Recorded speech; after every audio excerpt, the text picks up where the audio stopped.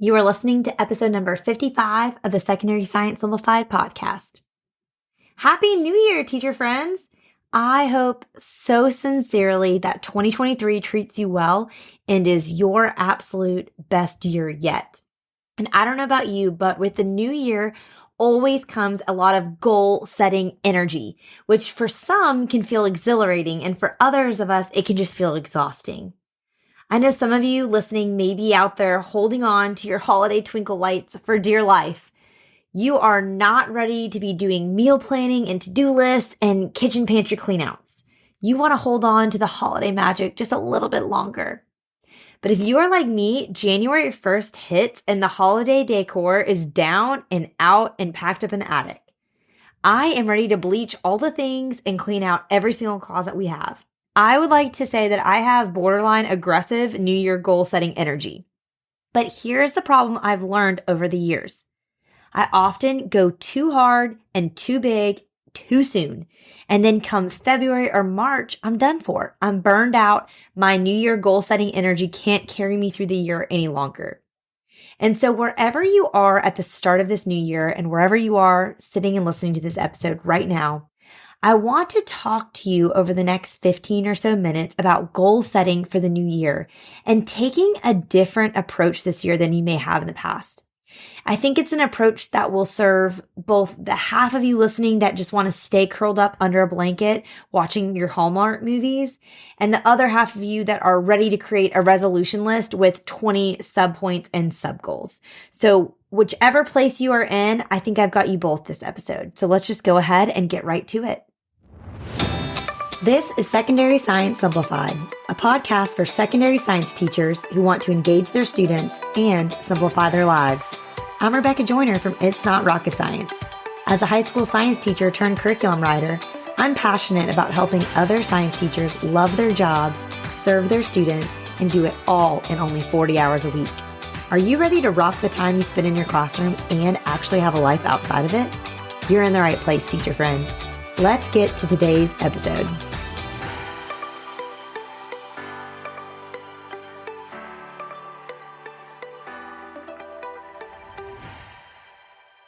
Okay, before we dive into talking about goal setting, I have to remind you that Cheer for the New Year is happening right now, this week only. So Cheer for the New Year is something I started doing a few years ago, and I did it with a group of teacher authors, but now it's something I've carried on doing by myself for the last, 4 or 5 years now. And essentially, it's always the first week of January, and every morning I email out that day's daily deal. And it's a deal that is good for 24 hours only, and it's different every single day of the week.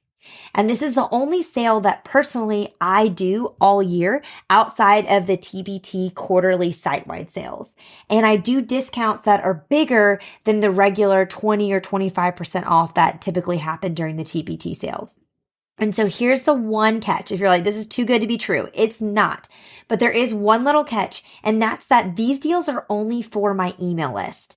This isn't something I ever really advertise on social media. I don't put, banners on my website or anything like that. So it's only things that I'm notifying my email list about. So in order to get these deals, you just have to be on my list in order to know about them, since they do expire every 24 hours. So if you are not already, you're going to want to join my list. You can do that at itsnotrocketscienceclassroom.com/winter, and you'll start getting the deals each day this week. You can't get the past deals, so you can't get the one that was already sent out this morning, but you'll get the rest of them this week. And if you think you're on my list, but you're like, I haven't seen anything about this, then you need to check your junk and your spam folder and be sure if I'm in there to mark my address as not spam so I don't get sent there and you don't miss out on the deals. And I will also say this too. Some of you who have signed up for my email list with your teacher email address, your school or your district will auto file my emails as spam and you'll never see them, or they may go straight to your trash can. That's a feature that some districts have. And so I recommend joining my email list with your personal email address, like whatever your Gmail or Hotmail is. Just that way your spam filters from your district don't restrict you from missing out on these deals. And if you join at that itsnotrocketscienceclassroom.com/winter link, When you join, you will immediately get an email. So if you don't see that, check your spam because it should immediately come to you. And in that email, you get a download of a PDF that has 4 free winter high school science activities. So not only are you going to get these daily deals every morning, but you're going to get 4 resources for free that you can use right away with your students. So make sure you check out that link, and I'll be sure to link it in the show notes as well. All right, now let's talk goal setting.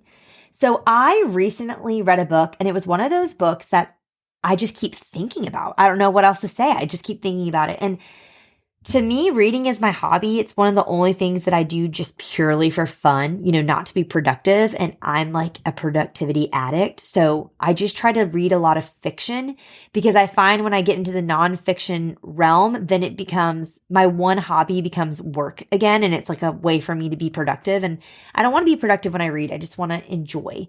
But every month I try to read, one nonfiction because people are always recommending books to me. And, I like to learn and grow, of course, like anyone else. But so this is a nonfiction book that it wasn't just one I checked off my list. It's one that I checked off my list and then I just keep thinking about it.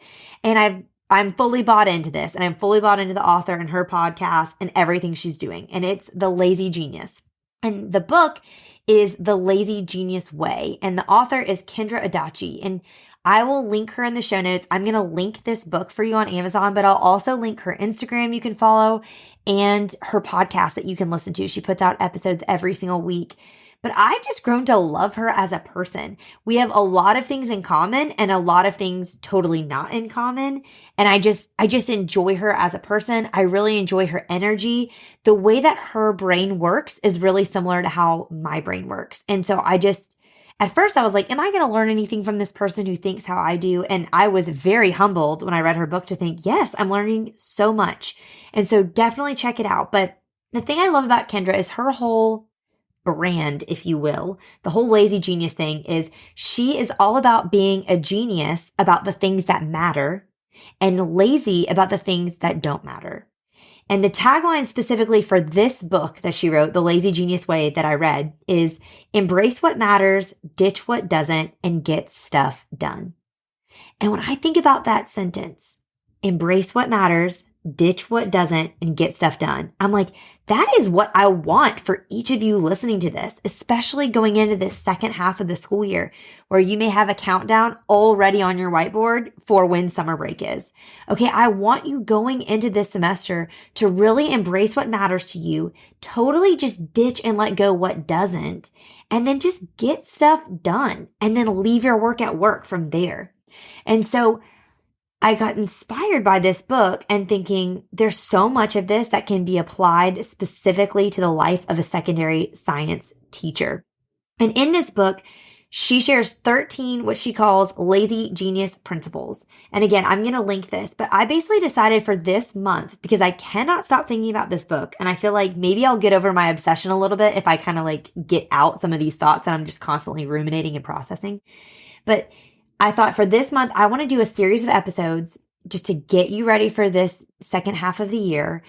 But I want to use some of my favorite lazy genius principles from her book and apply them specifically to your life as a secondary science teacher. Okay, so that is what we're going to do so that you can embrace what matters, ditch what doesn't, and get stuff done. Okay, so I want to start all of this out. I want to start our year of 2023 talking about goal setting. Because here's the thing I've learned over the years as, a goal setting addict. I love setting goals. I love it. Is your goals won't last if they don't matter to you. So for example, I cannot set a goal related to eating more healthy or like eating well or eating differently, because at the end of the day, I care more about queso and Cinnamon Toast Crunch cereal than I care about eating well. And maybe this will be different at a different place in my life, but I love queso and I could eat bowls and bowls. There's no limit to the amount of queso that I could consume. And I just don't care enough about giving up queso or about, my health, which sounds terrible, as I should. I'd rather exercise more and hope that balances out my poor eating habits because I just personally don't care about eating well. And again, I know that's a privileged statement because I've been a very generally healthy person and I know not everyone has that privilege, but that's just something that doesn't matter to me. And so I need to make goals about things that actually matter to me, or else I'm not going to stick to them. And I want to encourage you to do the same. Consider goals that you've been thinking about for this year and kind of narrow down those goals based on what really matters to you. So you need to decide what matters. That's the very first thing. What matters most?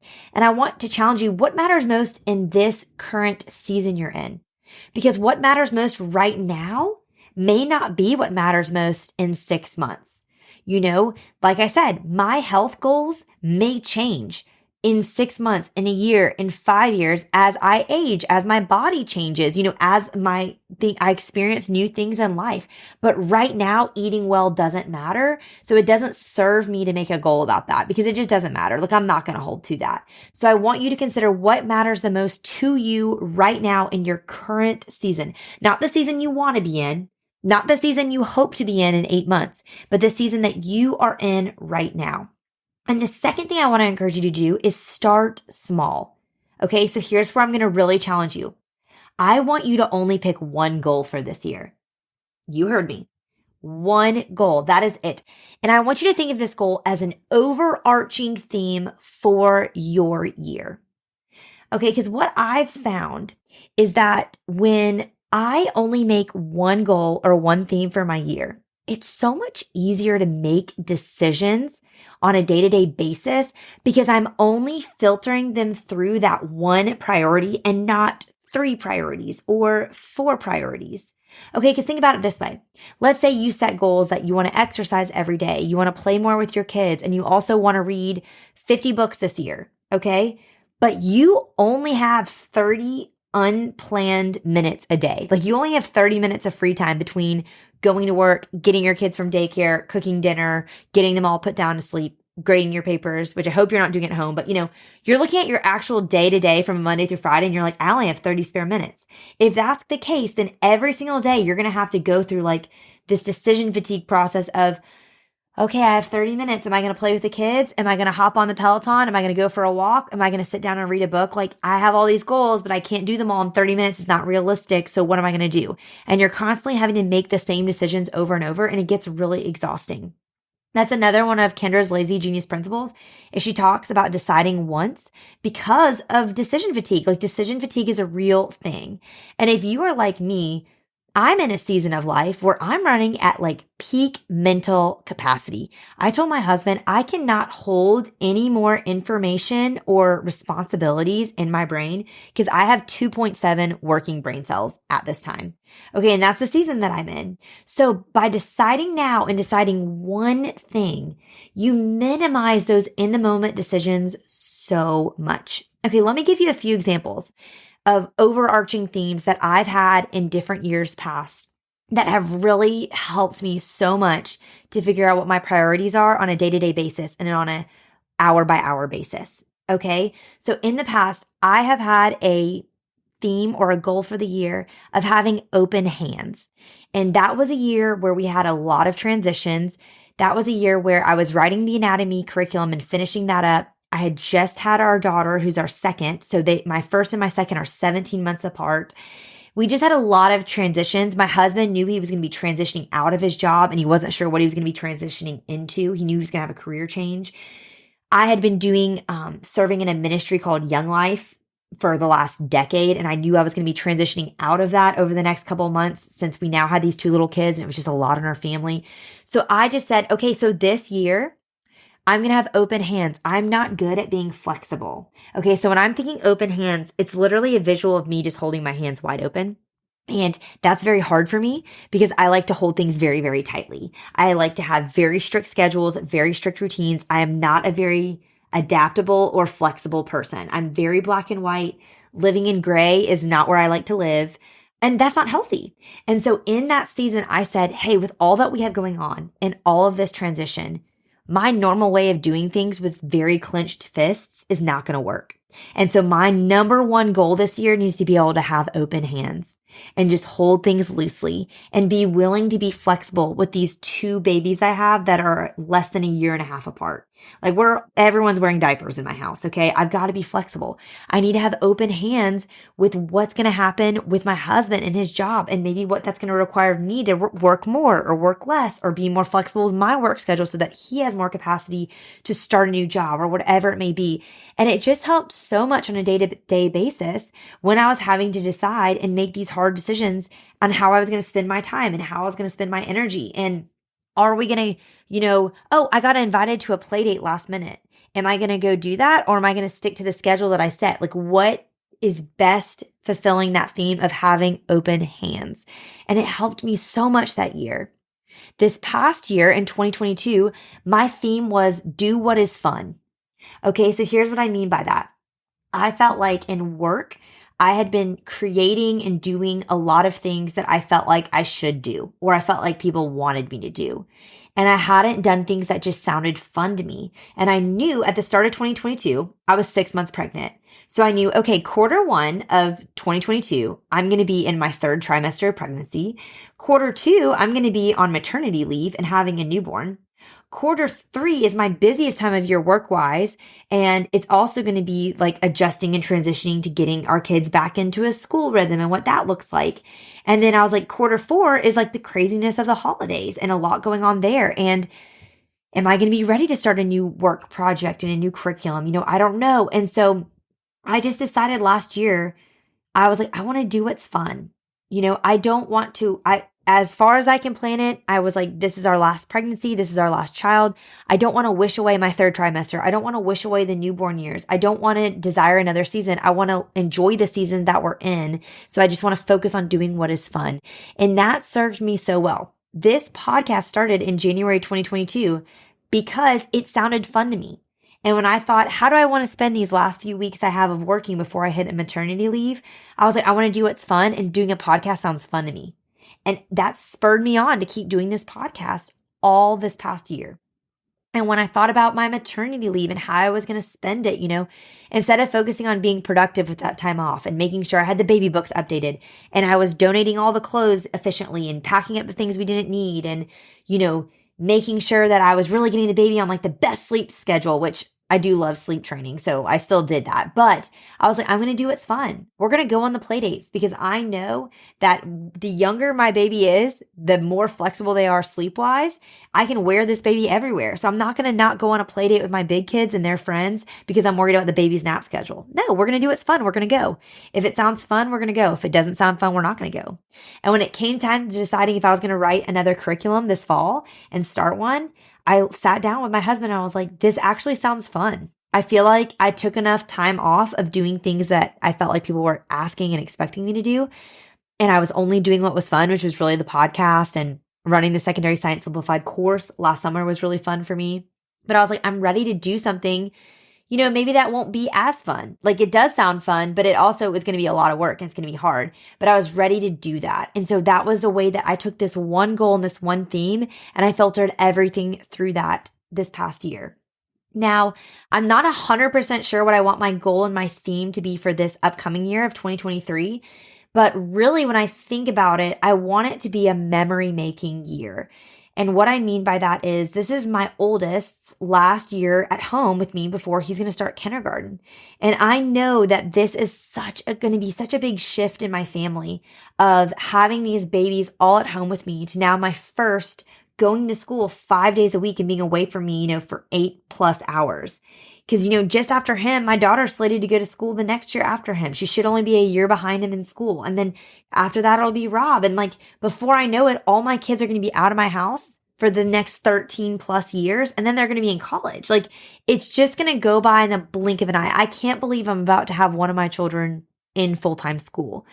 And so I want to make memories this year. I want to prioritize this last, 8 months I have with my oldest home with me and the most amount of time I'll ever get to have him in my home again. I'll never have this much time with him again. And I want to prioritize making memories with him. And then I also really want to be available when he does start kindergarten to make memories with him there. I want to have the capacity to like support him as he's doing this really big transition. And I don't know what it's going to look like. I know some of you might be rolling your eyes because you have bigger kids or just in a different season than me, but I just feel like everything with your firstborn is so much more emotional and it's such a bigger deal, but him going to kindergarten is a big deal for me. So I'm thinking that my theme for this year is going to be memory making, and I want everything to fall underneath that. So here's my application for you and my challenge for you. I want you to take 5 minutes and I want you to word vomit on a piece of paper or on the notes app in your phone all of the goals you may have been like thinking through and considering for this year. And I want you to star the ones that matter the most to you this year. And then again, remember, it doesn't mean it has to be what matters to you the most forever, but what matters the most right now. And then in order to start small, I want you just to pick one. Just pick one to be the overarching theme for your life in 2023. Because a la Kendra, her advice, our lazy genius guru, is we just need to start small. Don't have this list of 10 things to keep up with. Have one. And every day, look at your week, look at your schedule and think, am I doing my one goal this year? Is this filtering through my memory making goal? Or is this filtering through, my do what's fun goal or my open hands goal, which are some goals I had in the past. So that's my challenge for you. And I would love it if you would send me what your theme is for the year or what your one goal is for the year. DM it to me, email it to me. I would love to hear from you. Now, one more thing I want to say before I let you go on this is I want you to note that I specifically said your overarching theme or your goal for your life.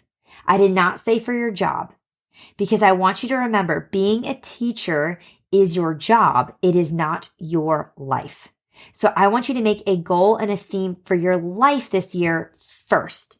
And after that is set and that is prioritized and that becomes number one because your life matters most, then I want you to think of one sub goal as you approach this school year. So one much smaller goal, but still theme that's specific to your life as a teacher and that component of your life that is specific to what you're going to be doing at school. And it can be related to your overarching theme for your life. Absolutely. But I just want you to make this really, really practical because I think oftentimes we get overwhelmed. Like, I want to do all these new things in my classroom and I want to prioritize this and I want to stop doing that. And it just becomes too much. And I think for the rest of this year, there's only a few months left in the school year. Let's just pick one thing. Okay. And focus on that thing. And again, though, this is going to be substandard. This is going to be underneath your overarching goal for your life. That's going to be the number one most important. Okay. But then when you're looking, just zooming in on your school part of your life, I want you to have one goal for there too. So what's one thing you want to care about the most this semester? Is it grading less? Is it not bringing work home? Is it doing more labs? Is it doing less labs, but doing better ones? Being more strategic with the labs you pick? Is it lecturing less in your classroom? Is it starting, your class period better with a prime time or a bell ringer of some sort? Is it assessing your students differently than you've ever done before? You want to try to assess them differently. Is it working more with the teachers in your department? Is it maybe working with your admin more and seeing how they can support you more? I don't know. These are just ideas, but I just want you to pick one. And if you're struggling to pick one, I think a really great one that you could do, and I hate this, y'all, because I love to cite my sources. Someone was talking about this on Instagram, and I cannot for the life of me remember who it was. It may have been Sam Holcomb. Sam, if you're listening, this could have been you, Engineer Does EDU, who I interviewed last January on the podcast, or was last February on the podcast. But I think it was Sam who said this. But she said one of her goals is starting well and ending well. And I thought that is a great goal for your work day and for your life of thinking like, I want to start the class period well and I want to end it well. If it's mass chaos for the other 48 minutes of the class period, at least our first couple of minutes and our last couple of minutes, we started strong, we ended strong. And just thinking about your whole work day that way. I'm going to start my work day when I get into the school really strong and I'm going to end strong. And again, I can't control everything that's going on the 9 hours in between there, but I can start well and I can end well. I loved that idea and thinking about how could this apply to school? How could this transfer and apply in your home as well? I'm thinking from a school's perspective, I would want to start well by making sure I started every class period with a bell ringer with my prime time, because I think the first 5 minutes of class are the most important. I also like to end class by setting a timer for the last 2 minutes of class where I have a timer go off and it reminds me to regroup and bring students back together so we can kind of have one last connection point and I can remind them of important things before the bell rings and dismisses them. That's one way I like to start well and end well at school. And then thinking in life, starting well and ending well in my home. I like to get up before my kids. That's really important to me, is that I don't get up and immediately have to go into mom mode. I need to get up and have a minute to myself, and really 45 minutes to myself is what I shoot with. So starting well for me and my home looks like setting my alarm to be 45 minutes ahead of my children. And then ending well for me, I like to have my kitchen clean before I go to bed, and I run the dishwasher every single night. So I wipe off all my counters, I run the dishwasher, and then I make sure all the toys are picked up. Normally my kids obviously help me with this before they go to bed. But that way, when I wake up and I have that 45 minutes of alone time, I'm not walking into a family room that just is like scattered with Magna-Tiles and Legos that I'm going to trip on. But it just feels like a calming, peaceful way to start and end my day. And, if it looks like a dress-up closet exploded on my floor the other 12 hours of the day, it is what it is. That's the season of life I'm in. But I could start well and end well with how I start my day and end it and kind of hit that reset button. So I want you to consider that. Again, I really hope this episode encourages you just to think about goal setting this year a different way. And remember, I want you just really to consider first, what matters most to you. And then second, I want you to start small, y'all, just one thing. And then third, focus on your life first and foremost. Pick one theme, one goal for your life first. And then if you need to pick a sub goal kind of for school, that's more school specific, then pick that afterwards. But again, first and foremost, we're going to prioritize a theme for your life this year. And again, for the season that you're in now, not the season you want to be or not the season you were in last year, but what you're in right now. Thank you for listening to today's episode. As always, you can find every link that I mentioned in the show notes at itsnotrocketscienceclassroom.com/episode 55. And don't forget, I don't want you to miss out on Cheer for the New Year. That's happening right now. It's always the first week of January only, and it's a week of daily deals just for my email list. So if you are not on my list already, head to itsnotrocketscienceclassroom.com/winter to join my list so you don't miss out on the Cheer for the New Year deals. All right, teacher friends, that wraps up today's episode. If you're looking for an easy way to start simplifying your life as a secondary science teacher, head to itsnotrocketscienceclassroom.com/challenge to grab your classroom reset challenge. And guess what? It's totally free. Thanks so much for tuning in, and I'll see you here next week. Until then, I'll be rooting for you, teacher friend.